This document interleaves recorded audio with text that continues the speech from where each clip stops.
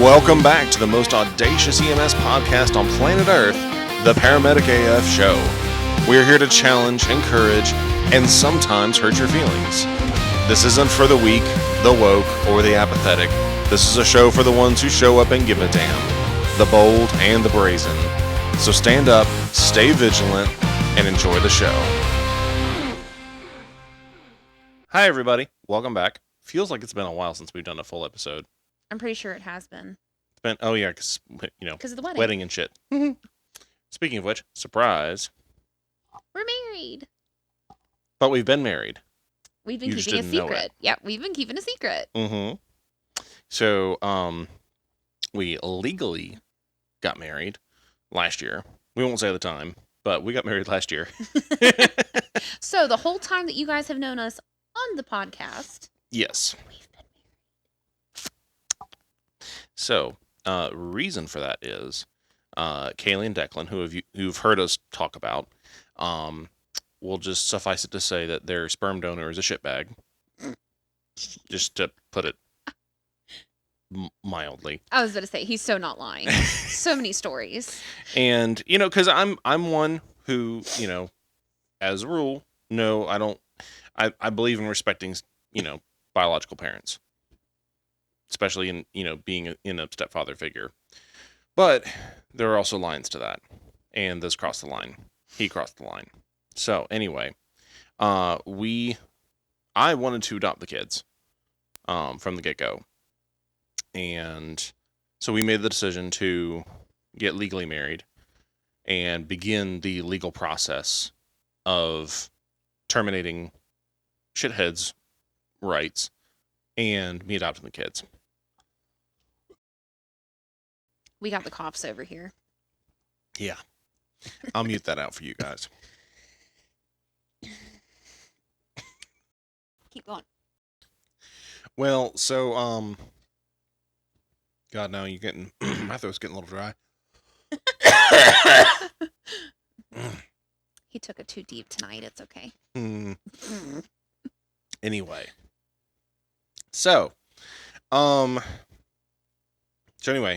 So we did all the things. Cost a lot of money. Took a lot of time. But 2 weeks before the wedding, we finally got everything finalized.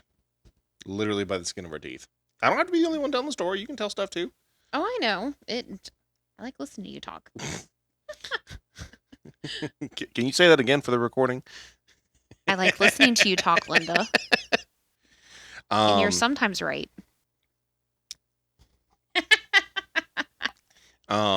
So anyway, so we were able to, at the wedding, surprise pretty much everybody. There were I think 3 people there that knew. I think so. People that had to know for various reasons. I was gonna say, so it was more like, I guess you could say, procedural reasons. So we did our vows. We turned, we were announced, and then we were like, hey guys, so we've been keeping a secret. But wait, there's more. Oh yeah, I think it did start with that. Yeah. But we've been keeping a secret. And then wrecked everybody's feelings. And then did our vows to the kids. Yeah.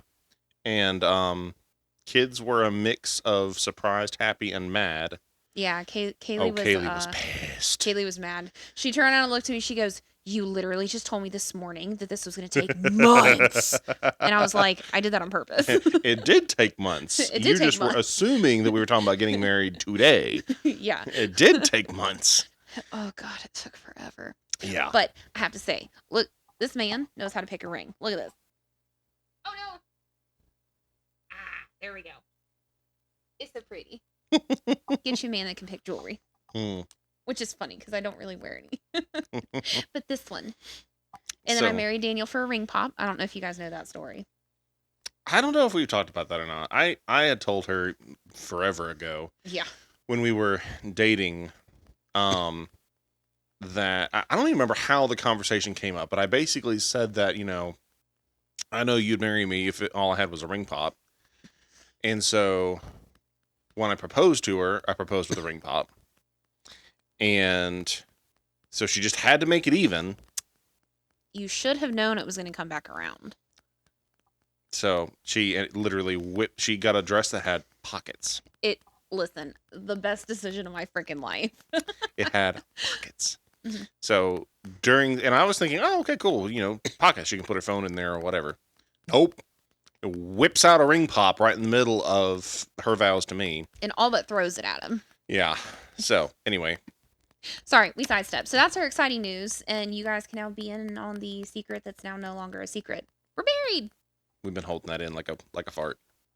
Now the secret's out. Shit all over everything. It's all over everybody's feelings. I mean, yes. But to our content for today. Yes.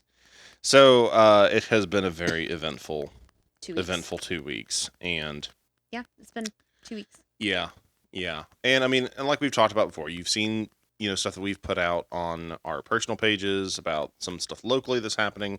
We're not going in directly talking about all of that, because that's not super relevant to you guys directly. We appreciate the support that y'all have given us on it. If you haven't signed the petition, go sign the petition. But there's, go ahead. Well, I was going to say, it actually has brought to light, or I guess kind of pointed to some stuff that we do want to talk about that has to do with us in the field. Not relating to bureaucratic stuff in formal education, which I guess it does. Well, there's just a bunch of things that it's given us some insight into things that we want to do more with the podcast and with the show, but also just some other things that we really need to talk about. And yeah. So we've got a lot to unpack in this particular episode. We're gonna kind of hit a couple of topics instead of just like deep diving on one thing. Of course, we got to start off with our reading from the book of the month, and I know we're probably only going to get like one episode in with this, but the book, as you've seen us posted, is called Hustle Harder, Hustle Smarter by Curtis 50 Cent Jackson, which is really funny for those of you who work in the upstate South Carolina, because Curtis Jackson and his nickname 50 Cent. Not the actual rapper, but he's very much not the rapper. But anyway, it is a wonderful book, and of course, you got to be asking, well, why does a rapper's book have anything to do with EMS? Well, directly it doesn't. But I think there's a lot in there that, and we'll talk about this in a little bit when it comes to paramedic pay and lifestyle and whatnot. Paramedics and EMTs, first responders in general, we're used to being resourceful. We're used to being creative and thinking outside the box. And I personally believe that people who have had careers in public service are perfect candidates for being entrepreneurs, for thinking outside the box, not even for getting out of EMS or fire or whatever to go do those things full time, just to have an outlet into other things, into other businesses and other income streams that are easy to get into. And if they're not easy, if you have talents, if you have interests in things, use them. But something that often stops a lot of people from doing something other than what they've been used to their entire professional life is fear. Especially fear of like instability, insecurity, whatnot. And I want to read an excerpt from this book about fear that I think is very relevant to all of us and something we can all relate to. You'll find a lot in this book you can relate to. So just going to jump right to it. The number one thing that most people are comfortable with is fear. I don't think there's anything shameful about experiencing fear. A little bit of paranoia is actually extremely helpful. There are a lot of real dangers out there, a lot of people with bad intentions. Being aware of those possibilities makes it easier to avoid them. Kind of like we've talked about with the book The Gift of Fear earlier. Fear is useful. Mm-hmm. What you cannot do is become complacent with any of those fears. If you fear loss, you can't spend your life avoiding intimacy and love, something I've struggled with. It's him speaking. And, me too. If you fear failure, you can't stop taking risks. If you fear the unknown, you can't stop trying new experiences. Quote, "It is not death that a man should fear," said the Roman emperor and philosopher Marcus Aurelius, but he should fear never beginning to live. And we've talked about this a lot where, there's a lot of people who are just walking dead on the job. They don't care. They're burned out. They have no motivation for life. They have no discipline or dedication to anything. They just exist. And so, and I've been there. I get that. But experiencing fear and living by fear are two very different things. And I think we've gotten comfortable with a fear of taking risks and a fear of stepping out into something that's maybe not quite as settled as the job that we get a paycheck every 2 weeks from. I'll edit that sniffle out. So, from that, did you have any thoughts? I know that was a shorter reading than I normally do. No, that's it. I mean, sometimes the short ones are some of the best ones. I think if anybody in the field says that they never experience fear on the job, like at any point of time, They're lying. well, they're either lying, or if you're so apathetic, like you're a danger to the job and need to step away from the job. Because, I mean, whether it's fear of pain or fear of losing your job, fear of death, fear of leaving your children, your spouse, whoever, there's always going to be some kind of fear. And like you said, there's a healthy side to it. It, tells us where our boundaries are. Mm-hmm. I had some fear last night on that call. But, that's what tells us. That wasn't a cardiac arrest. It was not. Could have turned traumatic, but it didn't. Anyways, the fear tells us, like, hey, maybe we shouldn't be doing this, and then you have to adjust. Fear, like any emotion, is something that is an emotion you should experience, but that's it. Experience it. Don't let it run your life or run your decisions. Because, kind of like we've talked about with having, a generally positive mindset versus a generally negative mindset, positive and negative outcomes are all equally probable. So instead of defaulting to one or the other, or defaulting to negative, because kind of like I like Bill Burr's comment on it. I'll have to find the video and post it. But he basically said, Bill Burr, the comedian, basically was like, isn't it better to just pretend that everything's going to be all right? And even if it's not all right, like, it'll all work out eventually in the end. Like, everything's eventually gonna come back around and be okay. Leads to death. I mean, yes, we all do eventually die. Sorry, yes, I couldn't resist. You left it wide open. I mean, yes, but with that, I like and again, it's a quote that circulates from a roundtable conversation that Tom Hanks and a number of other actors had. He's like, just what I have to keep telling myself is, this too shall pass. Both the good things and the bad things. The good things will pass and the bad things will pass. They pass. Let them pass. Stop grabbing onto shit and obsessing over shit. Let it go. It's okay. Bad things happen. Good things happen. Cool. That's part of life. Enjoy it. Jumping to our first main topic off of that. I don't know how else to title this other than calling it Paramedic Poverty.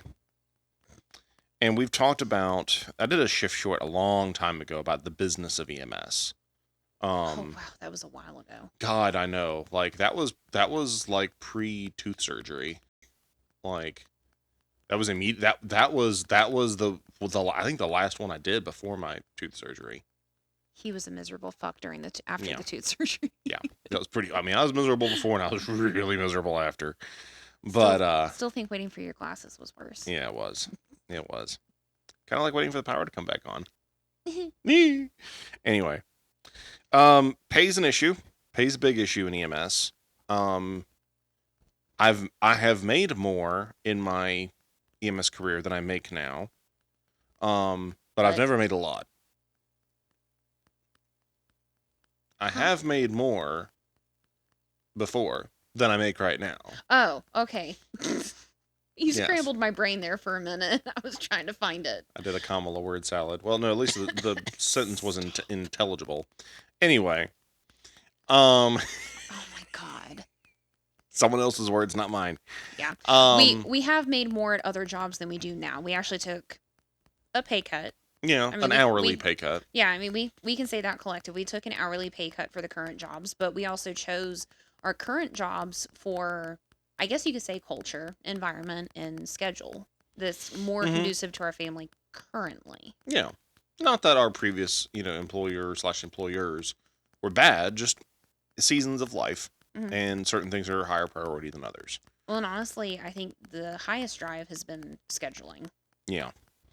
Well, and it doesn't help that in our current economy, the amount of money you need to make to live comfortably, is kind of depressing.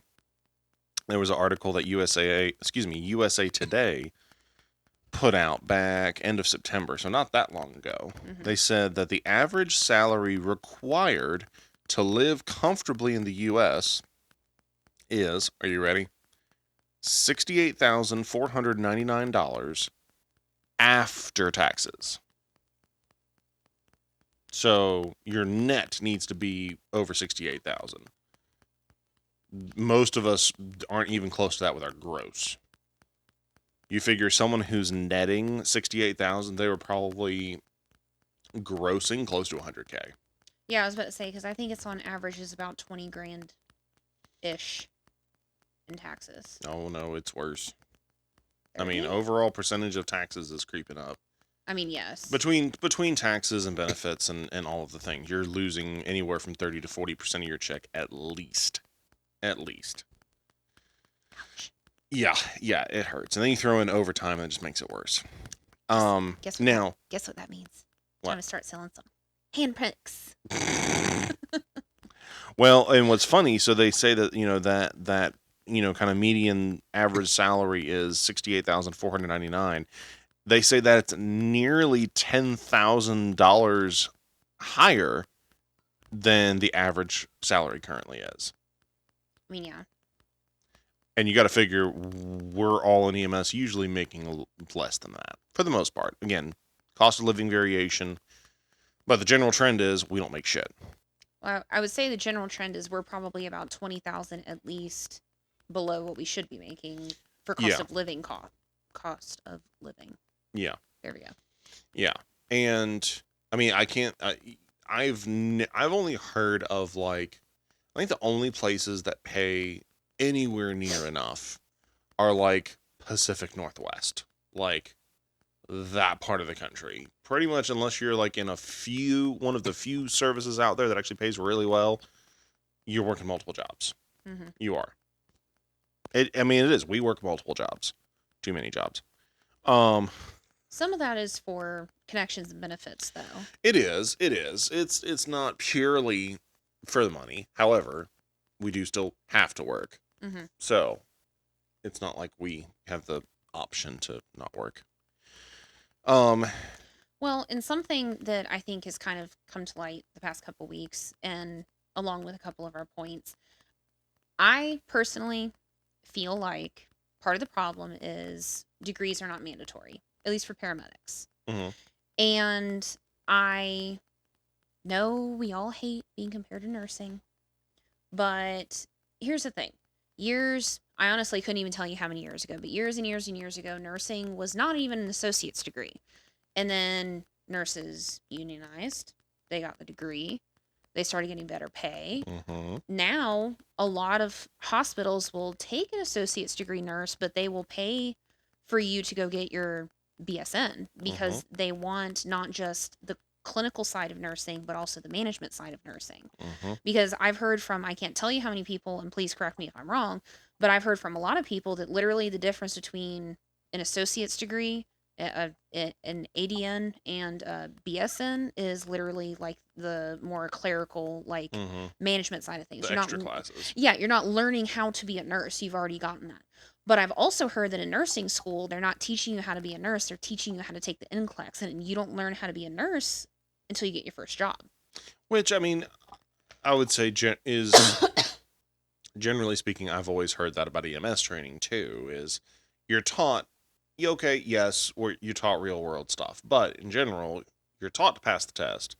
Then once you're actually out in the field, you actually learn how to be a paramedic or EMT. Now, we do ride time so that it mitigates that. It's not quite as stark, but I do like the mentality of that certification gives you the permission to now learn how to actually do your fucking job. I agree. I'm not disputing at all what you're saying. Just, I guess, just another perspective on Mhm. that. Well, in Jim's recently, the original article was put out in February, but Hmm. Jim's reshared it. It was probably 3 or 4 days ago. It's been within this past week. Yeah. Yeah. Um, about 2 degree and not 2 degree, and there were so many comments underneath that shared post, and it was shocking how many U.S. providers are over here bitching about having to get extra education and classes and all of this stuff. And then you have all of these European, Eu- European, Euro- European in my backyard. stop it. What? European, Not just making fun of you. Australian, and UK. I mean, all these providers that are basically not in the US that are like, why are we arguing over whether to get an associate's degree when we're required at minimum to get a bachelor's of science? And guess what, you guys? In all these other countries, they can write prescriptions, they can do chest tubes, they can do crash C-sections, they can when they're in the hospitals, they're recognized as doctors, like as practitioners, almost like PAs. And I think it's wild that we're having to fight in some areas to even be recognized as an associate's degree because, first of all, there are some programs that only teach you how to take a test. I acknowledge that. I think extremely short programs teach you how to take a test but don't prepare you for the field.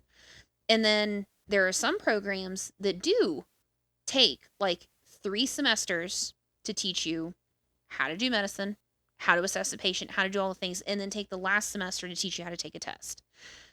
We need to, and we're not on here, this is kind of a soapbox, but we need to standardize it. I'm telling you, you're making a face, but Well, no. We're both attacking this from different angles. Like, good, all going the same direction. So okay, I wasn't meaning to interrupt you. Like, keep going. okay.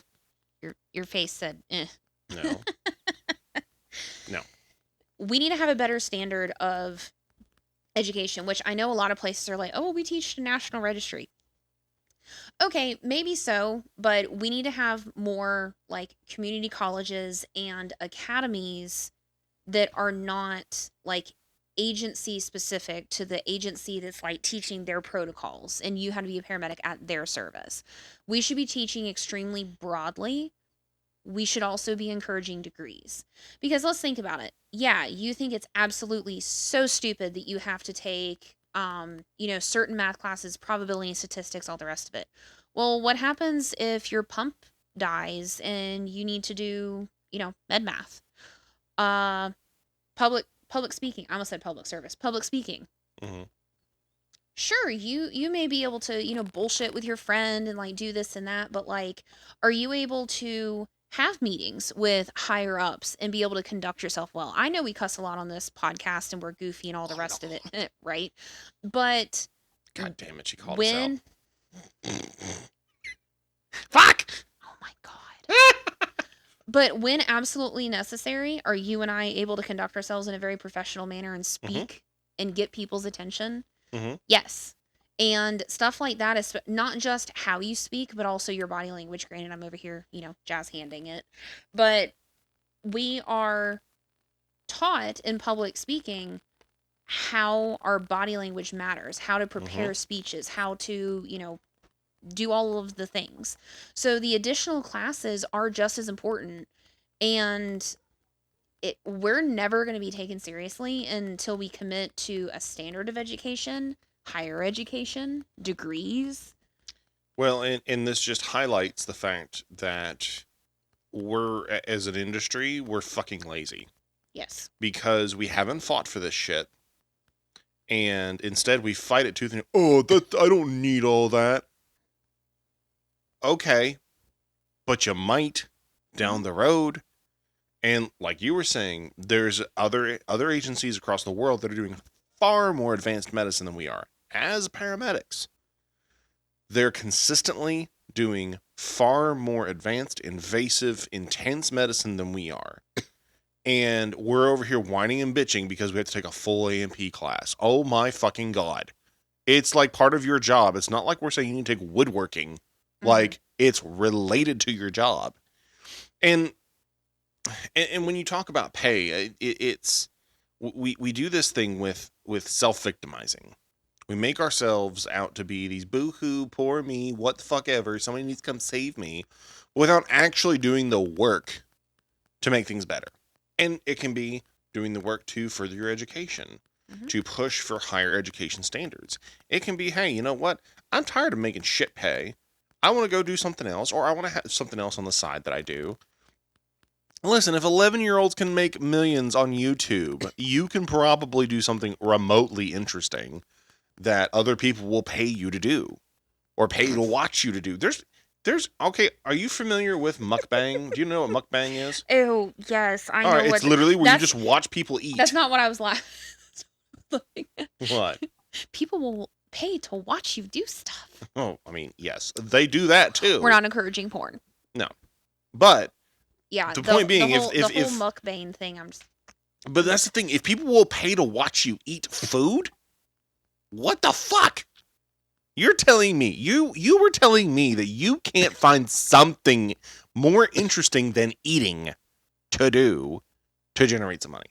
Seriously? I'll sit here on the couch and you can take pictures of my hands. We'll be hand bottle. You know, I just it's and I get it. Are we paid enough? Absolutely fucking not. We're not. Like, that's a problem that needs to be dealt with.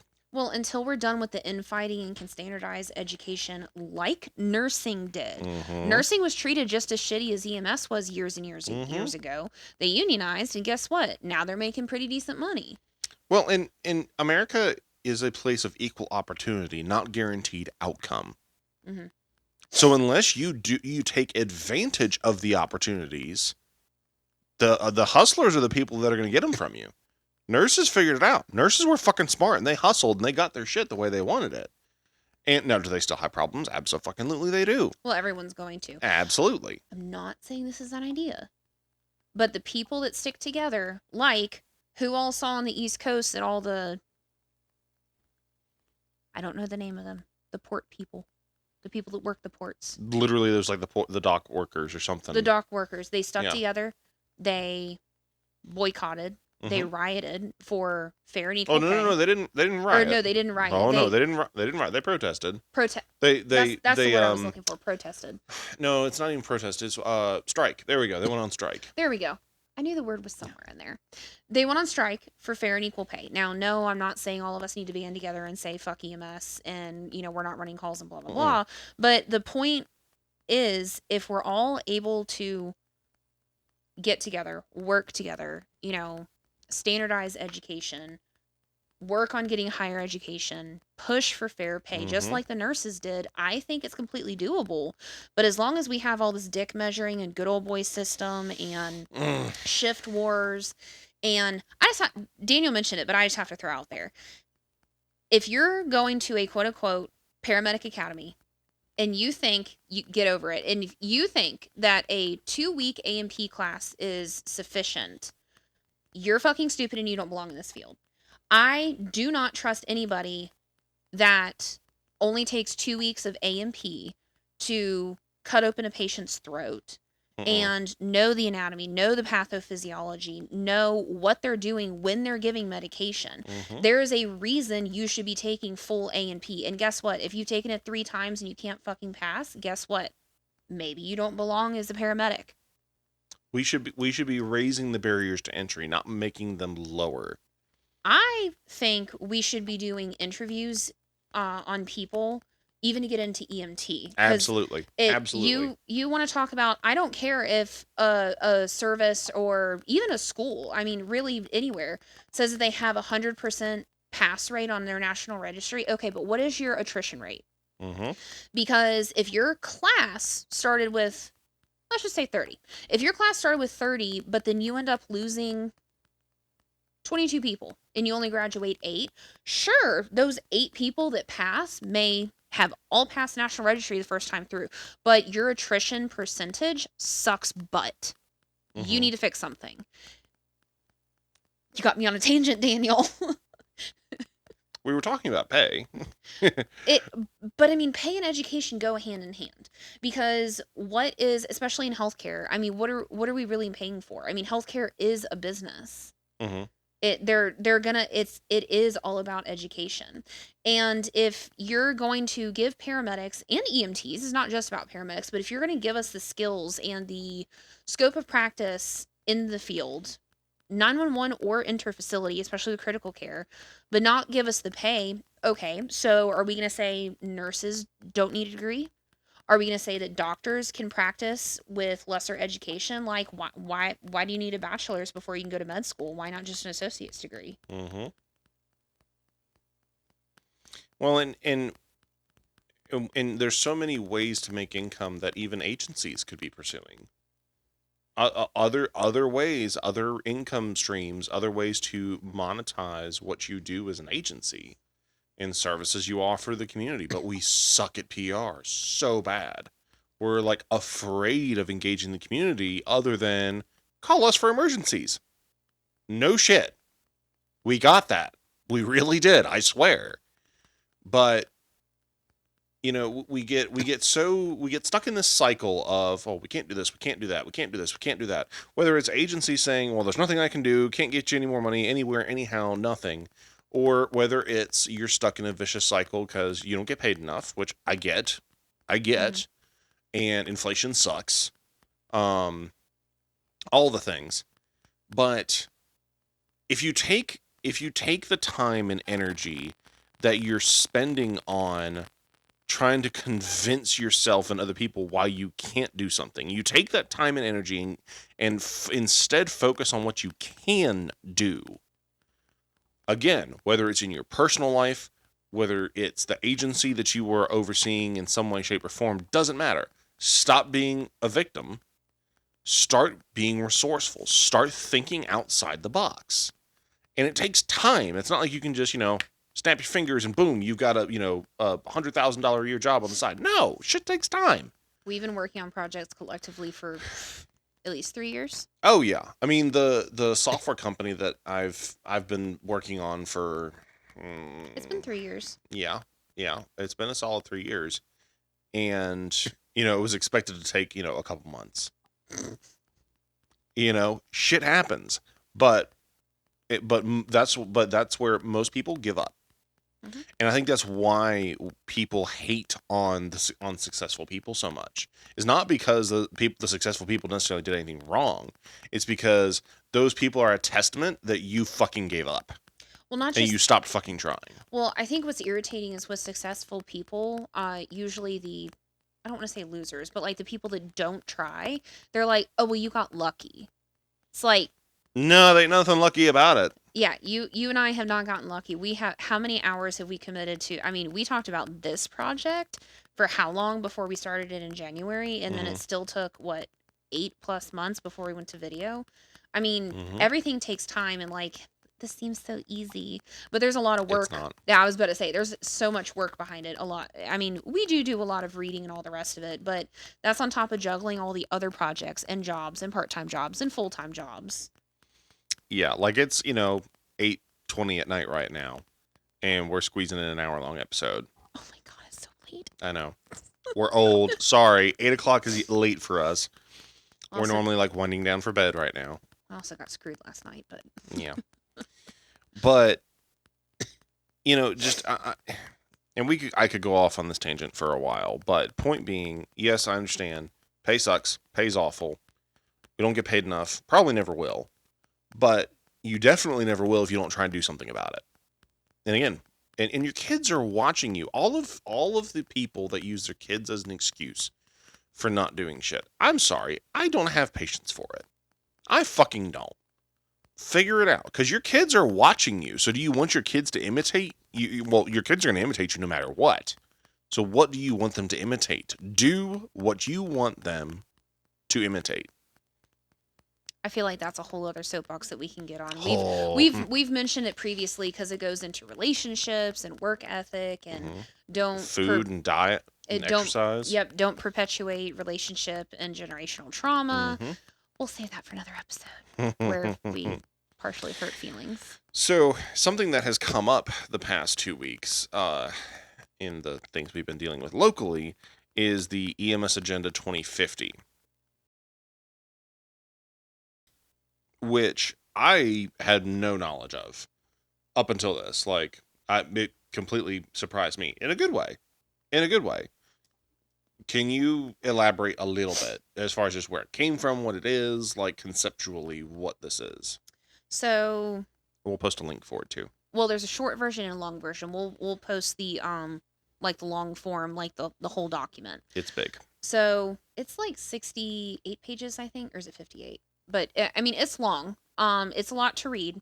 Basically, the shortest way to describe it is these doctors who used to be paramedics got together with multiple federal agencies and basically looked at and made a plan, a conceptual plan slash like pathway of what they want EMS to become.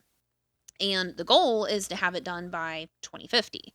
And there's a bunch of stuff in there that ironically, interestingly, pick a word. We've talked about that is kind of touched on in our 4 core values. I keep wanting to say pillars, but our 4 core values, and it's broken up into different sections. But I think what stands out greatly, especially at the beginning, is how much they emphasize for EMS to move forward.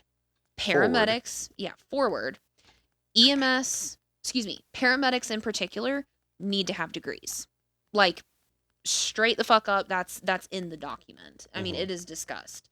But even reading just their vision and a couple of their bullet points, they want us to work together with the community, be in the community, get feedback, and find out what we as providers want to do to move forward to better. It talks about expanding protocols and basically becoming street doctors. I love the subtitle of the document itself, where it just says, EMS Agenda 2050, a people-centered vision for the future of emergency medical services. We get so lost in the technical details and the training and the skills and all of this that we forget that we are people dealing with people. And there's human elements to this job on multiple levels that we need to collectively address. That we can't just keep sweeping under the rug. And I love how they go on to say that their work was guided by a few values. Haven't we talked about this a little bit? Just a little bit? I don't That if you have some values, that things suddenly get a little bit better and a little more clear. And morals and grounds. Vision. And boundaries. Ring a bell? Anybody? Maybe? Okay, cool. But I love that the 4 values, they didn't say core values, obviously, but just a few values that guided the work. A, avoid the temptation to wallow in the problems of today. Which I think is so huge that it's number fucking 1. I know, right? Well, they know. Like, there was a fucking medic that wrote this shit. All of them were medics and doctors and then federal agencies. Like, that's how big this is. It's not like it's some, pet project. Rinky-dink, like, oh, we're just going to do this for, right? Kind of like us that are going to do it for shits and giggles and just be like, please listen. Like, these people... we're not doing this for shits and giggles. This means something, but it means, you know what I mean. Like, it's not just 2 paramedics that sat down and said, we're going to write this document. Like, these are paramedics that went to med school, that all got together and even went above and beyond and went to the fucking federal government. Like, the list of agencies is in the very back. I think it's on the second to last page when you look at the link. So the second value was focus on bold, ambitious ideas for the future. That sounds like vision, doesn't it? It's a It all it little bit of also vision. it also sounds like expanding protocols, not restricting further. Yeah, wouldn't know anything about that. C. Commit to open and inclusive input from anyone and everyone. You would think that that would include asking educators before shutting down a program. or going along with what you're saying as far as, the scope of protocols, like those services that are near you that are doing more advanced medicine, go talk to them. Mhm. Go feed off of them. Don't make it this pissing match of, oh, well, we're not going to be like them. Fucking really? Oh, well, we need a 10-year study to prove that it's evidence-based medicine. It's like, it doesn't take that long, Yeah. first, because there's always evolving studies. I mean, there was a study that came out, mul- ah, 3 years ago now about epi-induced ROSC causing rearrest, and now they're saying that epi in a cardiac arrest is actually detrimental to patient care. Do you think we're ever going to withhold epi during a cardiac arrest? I think AHA, like whoever started AHA, would roll over their grave. Yeah, right. Well, and the final value is listen to opinions, criticism, and critique. What is one thing that in EMS we do not do very well at all? Listen, Linda's. Listen. We don't do very good at listening to critique. So, obviously, go read this document. I've just scratched the surface on it, and it's fucking wonderful. It's very, very much in line with the stuff that we have been preaching and teaching. Again, we go heavier on the culture aspect of it.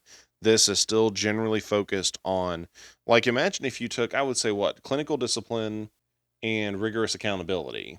Yeah. Those two core values of this project, marry them together. That's really what this project is about those things specifically.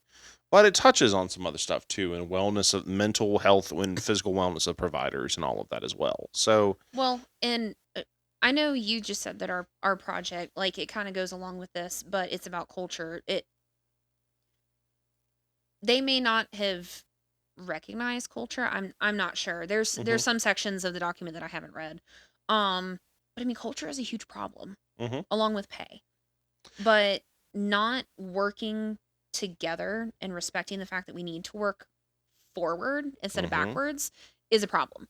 Until we can not unionize, but, like, work together and stop with the dick measuring. mhm. We're always we don't have to fight the big man or big brother or whatever you want to call it, because we're always infighting. Well, and something I've learned too is the more reading and listening and watching and things that I've done of people, whether in all spheres, in self development, entrepreneurship, and psychology and everything, everybody kind of starts to say the same things over time. Yes. And so I think this document is a testament to that what a lot of us have been saying, little voices in the corners of the world and the internet are starting to say, hey, this is important shit. They're picking up on it. Mm-hmm. Especially funny in light of certain people that criticized us for, not playing well with others. Like, literally, like, this could marry with us, like, so easily. And it's a Well, bunch of doctors and paramedics that signed off on it, so. and federal agencies. It's not like it's some small thing. Yeah. Um, Something that kind of goes along with all this, stuff that's going on locally, this document, talking about pay, um, a lot of the stuff that is said about why, we can't get better pay, better equipment, better training, this, that, all the rest of it is, oh, well, there's no money. Well, something that we've found over the last 2 weeks Mm-hmm. is actually you need to look at the money and track the money and see, if money's not being spent on this, who is getting some kind of like cost saving, bonus at the end of the year. Uh, Always follow the money. Always follow the money. Always see what is going on. Always see, because especially the decisions that don't make sense, especially when statistics and public opinion and statistics support, more than likely there's a financial lean to it.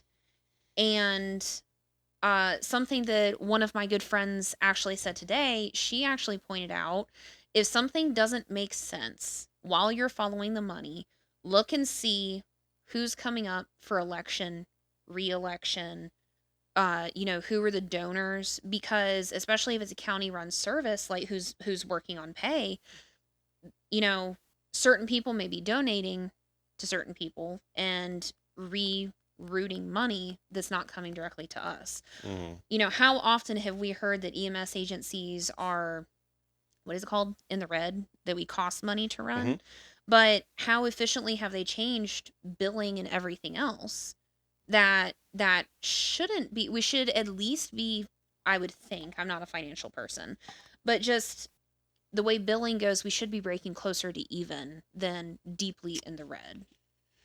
Well, and I mean, part of that specifically is the fact that the insurance business is fucking crooked as shit. Um, Yes, but again, follow the money. yes.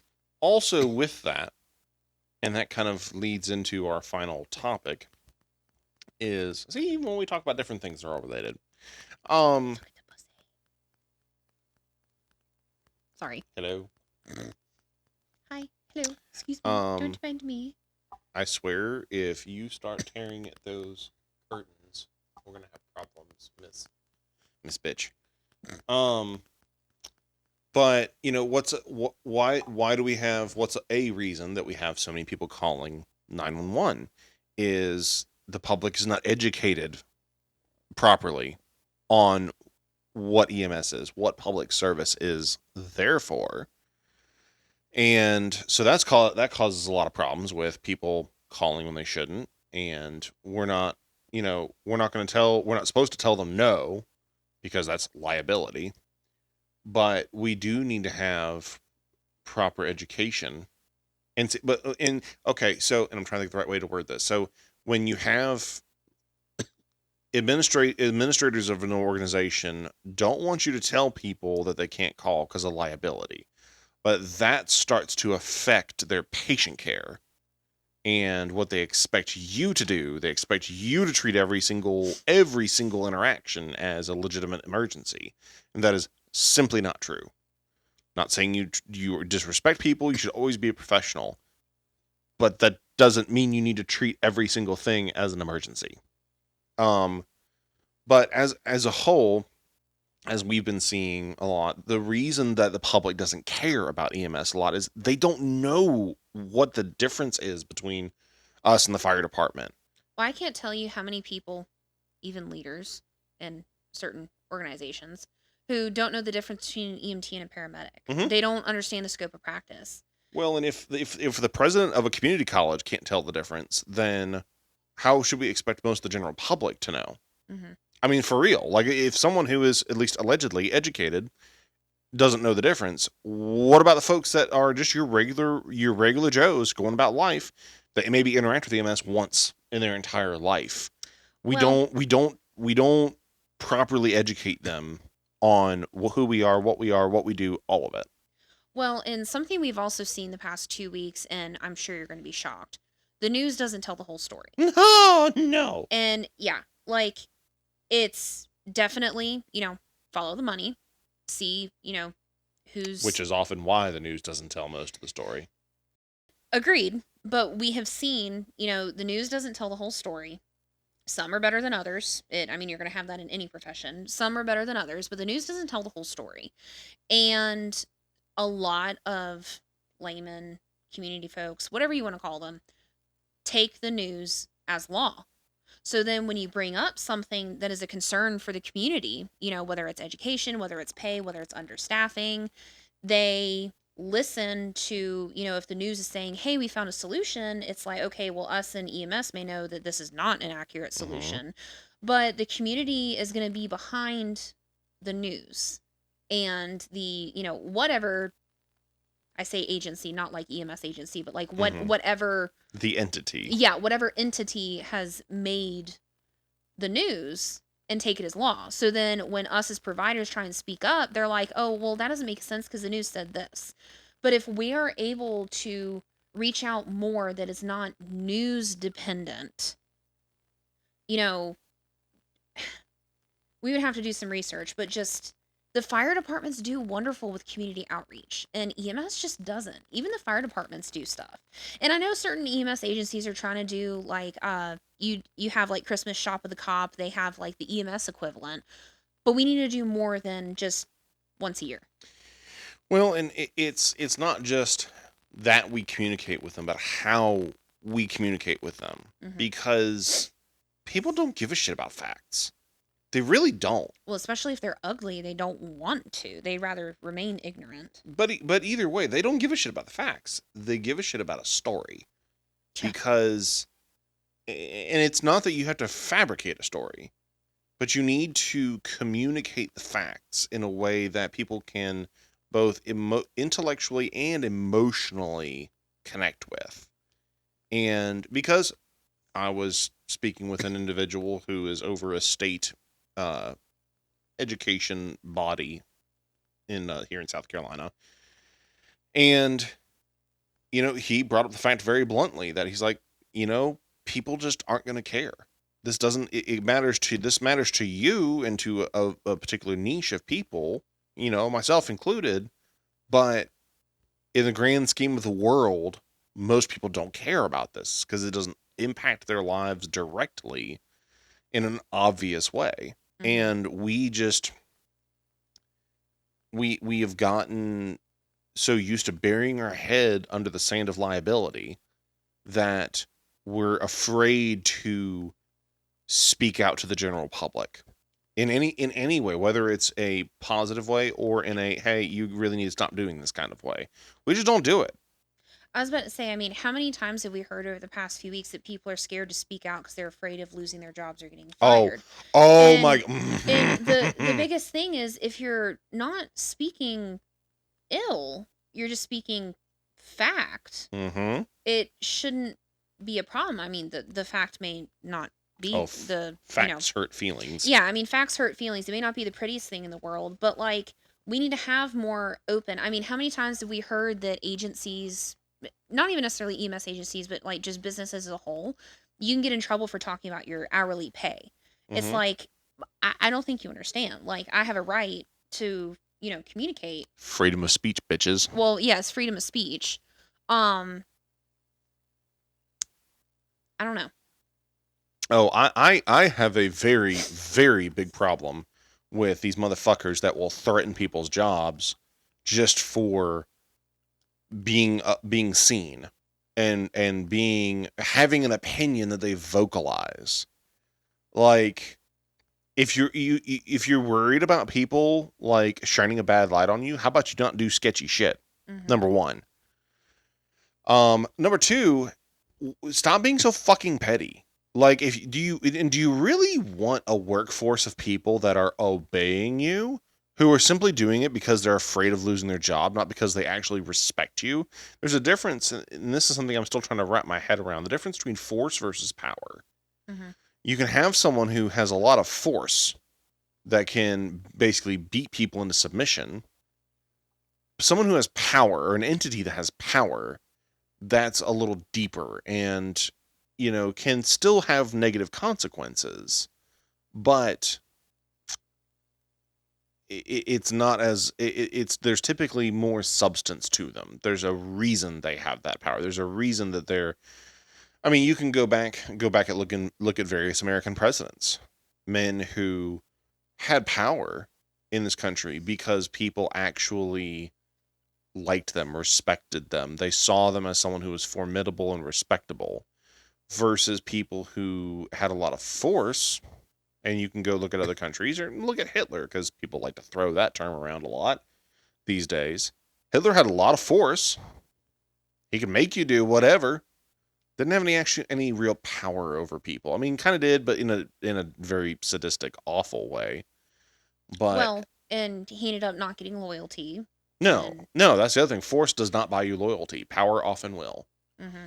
And so I have this but see here's the thing. This is part of the story of EMS. Part of the story of EMS is that there's a systemic abuse of power at multiple levels and multiple agencies. No, it's not every single fucking one. Get your panties untwisted, it's fine. But you cannot work in this field and with a straight face deny that there's corruption, significant corruption, I would say significant issues. I don't even think it's power. Like the good old boy system and like, promoting people that are not actually prepared to be promoted Hmm. in whatever position. Um I feel like that's more of a like good old boy forced Hmm. play Yeah. than actual power. Because how many times have we seen, whether it's in the military, whether it's, in this job, in education, whatever, yes, there's something to be said about people that have years and years and years of experience. But if you have newer people, not like, brand new, like, just Hmm. birthed providers, but people that have met the appropriate criteria but are newer to something, sometimes have a better perspective and they're not inundated in the good old boy system. Hmm. Sometimes they would do better, especially if they care and want to learn the job. And I think another pitfall in all of this is not only do we not do a good job of telling a story, but we don't have a consistent story. There's not a Yeah. consistent narrative that we have that we're presenting to the public. Some people want this, very hyper sterilized presentation of EMS or none at all. But then the actual people on the streets, it's this conflicted like combination of burnout and bitterness and you know alcoholism, to Well, be completely honest, and that's all we're portraying to people. So we need to get on the same page with what the fuck we're talking about and what the fuck we're going to do about it. I feel like Night Watch tried or tries. I think they're still on. Yeah. Night Watch tries, but like we've talked about before, you know, they show, I guess you could say, the very sterilized, like, yeah, they show the really bad calls, but like you don't the general public doesn't want to watch a TV show that shows the toe pains at, 2 o'clock in the morning, Mm-hmm. EMS providers who haven't slept, and who knows how long, depending on what your schedule is, caffeine, running, hair messy, Mm-hmm. stinky, sweaty, you know, cussing and bitching about not wanting to deal with, the idiots. Mm-hmm. Me having missed Christmas cookies with my kids one year because a pedophile decided to call about tooth pain that he'd been having for 6 months. Like, the general public doesn't want to hear about stuff like that. They want to see the cool buddy calls. So, like, I feel like Night Watch tried. Like, it's a start, but the general public doesn't want to hear what the burnout actually sounds like. Well, yeah, and it's I can't blame them for not knowing, because that's what's being forced. That they're being the sterilized image is, oh no, we're fine. We don't need any help. We're not in trouble. Hmm. We're good. It's like when you walk up to people and like, are you okay? And they're like, oh yeah, I'm fine. When they're really fucking not. Hmm. That's EMS right now. That's EMS PR right now. It says, oh, we're fine. We're good. No, no, no. We don't need any attention. Don't look at us. We're good. Well, No, we fucking do. I would argue that even when, because nursing does this too. Nursing puts it out periodically that there's a nursing shortage. Periodically, EMS will put out there that there's a shortage, but the general public doesn't care until there's an extended wait time, like en route time for their family member, and then all of a sudden they care because we're not treating them appropriately. And it's like we need to get them to care all the time before it's an emergency for them. Sorry about my So, soapbox. which one? All of them. I think that's all for tonight. Yeah. Love you guys. Be good. Be smart. Don't do dumb shit. Take care of your patients. If you learned something, awesome. If you were offended, good. Listen, You probably Willis. needed to be. Listen, And we'll talk Willis. to you guys next time. Bye bye.